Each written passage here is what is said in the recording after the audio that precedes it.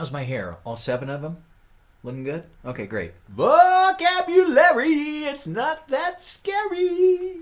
Hey, welcome to another edition of Can You Beat Me? It's a vocabulary test. Not your simple kind. This is Mensa quality, SAT training kind of. Let's see if you really know a vocabulary. You know, I hear that the average person only has command of, in a daily basis, of like less than 2,000 words for their entire language.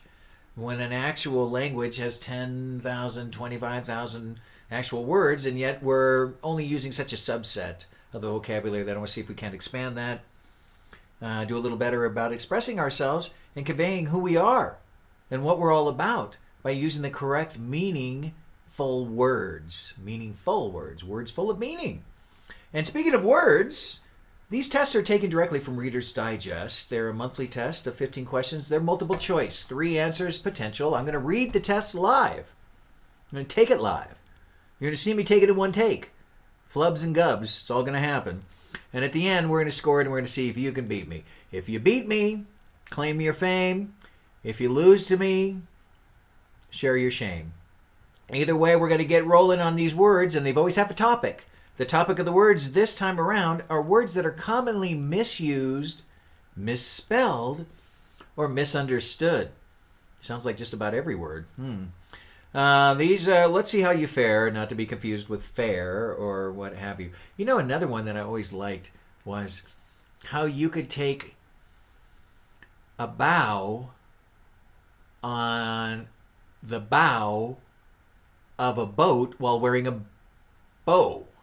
So how can a bow of a boat and a bow in terms of bowing down and a bow tie all be the same thing? Same word. Same 3 letters. We can't even get 3 letters to mean one thing. Wow. Okay, we're going to get started on these right now. For number 1. Remember, we're doing 15. Number 1 is palate. Palut. And it is a noun. Does it mean the roof of the mouth? A painter's board, or a makeshift bed or portable platform? Roof of the mouth, painter's board, or makeshift bed or portable platform. I think all 3 of those are actually pallets in one way or another, aren't they? I know the roof of the mouth is, but I think it's spelled differently. I'm going to go with makeshift bed or portable platform, C, as a pallet, because I know the things that they use in shops that you, like at Costco, would pick up a pallet full of laundry detergent and move it on the forklift. So I'm going that way. All right, number 2, sophomoric. Sophomoric. But that's how it looks, but really it's pronounced sophomoric. Philosophical. It's an adjective. Philosophical. Could be. Immature.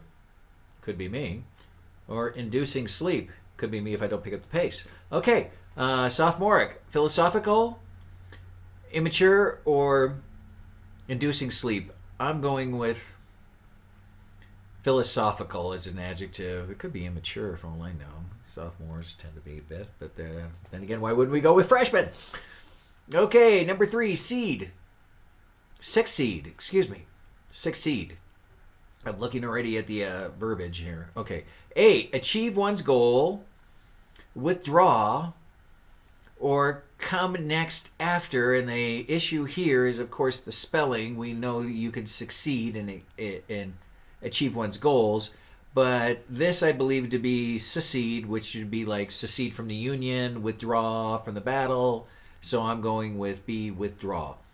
Number 4 is accede, as I would normally say it, accede, would be to surpass or overcome, agree, or C, manage to reach. So A, surpass or overcome, agree, or manage to reach.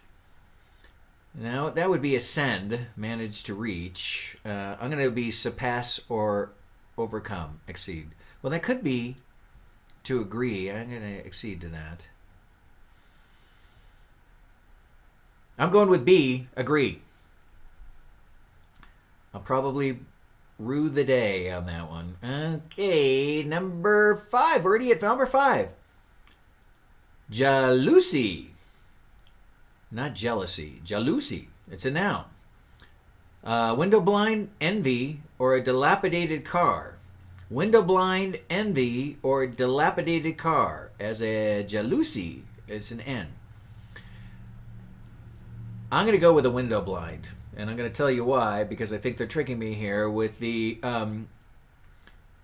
envy, jalousie, being close to jealousy, and a dilapidated car being close to jalopy, making me think that I might just trip myself up on this one. But no. Okay. Prevalent. Number 6, prevalent. It's an adjective. Prevalent. Is that A, widespread? B, first in line? Or C, seeing the future? Prevalent. A, widespread, adjective. It's an adjective. A, widespread. B, first in line. Or C, seeing the future. If something is prevalent, it's all over the place, so I'm going to go with A, widespread. Number 7, imminent. Imminent is an adjective. Imminent means outstanding, about to happen, or inborn. Imminent, adjective. Outstanding, about to happen, inborn. Inborn, inbred, imminent. I'm looking for where they're trying to trick me on this one, but I think imminent is about to happen. Something is imminent, it's right around the corner, isn't it? Okay, number 8. Calling all 8s to the front for this adjective, which is collegial. And that means very courteous, relating to a college, or marked by camaraderie among colleagues. Collegial. Very courteous, relating to a college, or marked by camaraderie among colleagues. And I think if we're collegial, that's camaraderie among colleagues, I do believe. You know, very courteous would also apply, because normally you're very courteous to those who are near and dear to you. Actually, it's just the opposite. We're often the hardest on those who are closest, because we can get away with it, aren't we? Okay, number 9 is bellwether. Bellwether. It's a noun. And does that mean a trend leader, a church spire, or balmy conditions? Bellwether. It's interesting how they spell weather. That's not a typo. Is that a trend leader, a church spire, or balmy conditions? Having been in marketing for a long period of time in my life, I'm going to go with a bellwether because that is a trend leader. Bellwether is like, hey, that's out front, ringing a bell, I always thought. Oral. Adjective. Of the ears, of the mouth, or faintly glowing. Oral. Of the ears, of the mouth, faintly glowing. You know, this is really the one where we have to pay attention to the spelling of these words, isn't it? Because, you know, auditory and oral things are spelled one way or another. So on this, I'm going with C, faintly glowing. Number 11 is clematic. Adjective. Of prevailing weather, reaching a pause, or at a decisive moment. Is that clematic? Is it of prevailing weather? Adjective. It's an adjective. Reaching a pause or at a decisive moment. And I'll go with C on this.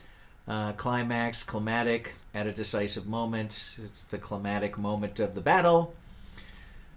And which leads us to number 12. Impetus. Noun. Impetus. Does that mean A, sterility? B, force, impulse, or stimulus? Or C, logical conclusion? Well, the impetus of that.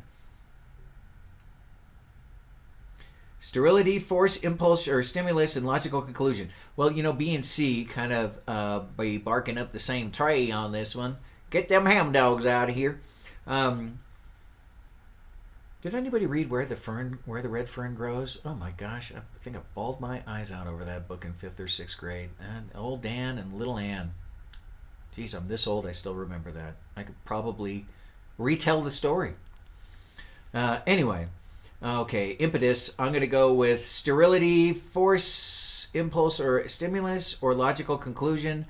I'm going to go with the impetus for that being the B, the force, as opposed to the logical conclusion, which also made me think it might be it. Number 13, immigrate. To leave one residence or country, to enter a country for permanent residence, or illegally cross a border. To immigrate is to leave one's residence or country, enter a country for permanent residence, or illegally cross a border. It's a verb, and on this one, I'm going to say to immigrate is to leave one's residence or country. How's that?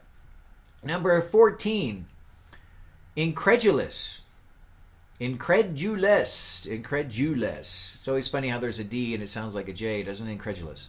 As opposed to incredulous, but it doesn't go that way. It's an adjective. It means amazing, extraordinary, skeptical. Amazing, comma, extraordinary. B is skeptical, or C, ungrateful.